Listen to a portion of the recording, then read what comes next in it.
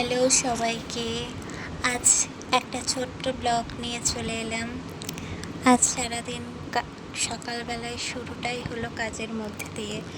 প্রথমে একটু ঘর ঝাড় দেওয়া, ঘর মোছা করে নিলাম। তারপরেই সকালে চলে এলাম রান্নাঘরে রান্না করার জন্য। সকালের জন্য ভাত আলুর তরকারি করেছিলাম। তারপরে দুপুরে লাঞ্চের জন্য করা হয়েছিল চিকেন। আমি চিকেন করছি, তোমরা কোন রেসিপি চিকেনের কেমন রেসিপি পছন্দ করো আমাকে জানিও, আমিও একবার ট্রাই করে দেখব। তারপরে খাওয়া দাওয়ার পর একটু বিকেলের দিকে তো ব্যায়াম করতেই হবে, তাই একটু নিজের মতো সময় কাটাচ্ছিলাম, নিজের মতো ব্যায়াম করছিলাম।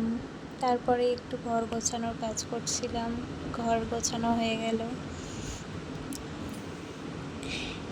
ঘর গুছিয়ে তারপরেই চলে এসেছি একটু বিকেলে ফুচকা খাওয়ার জন্য। বাড়িতেই ফুচকা নিয়ে আসছিলাম, দিয়ে বাড়িতে খেয়ে নিলাম ফুচকা।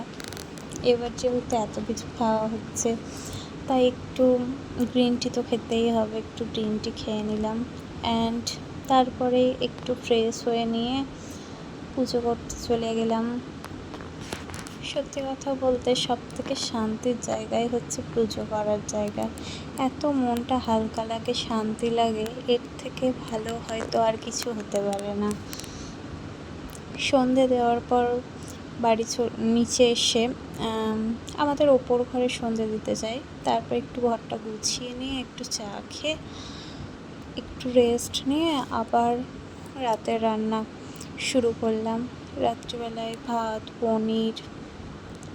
পনিরের তরকারি করেছিলাম। অ্যান্ড এইভাবে কাজের মধ্যে দিয়েই সময় কেটে গেল সমস্ত রকমের। তোমাদের সারাদিন কেমন কী কাটে আমাকে জানিও। হর হর মহাদেব। সবাই ভালো থেকো। Tata, bye bye.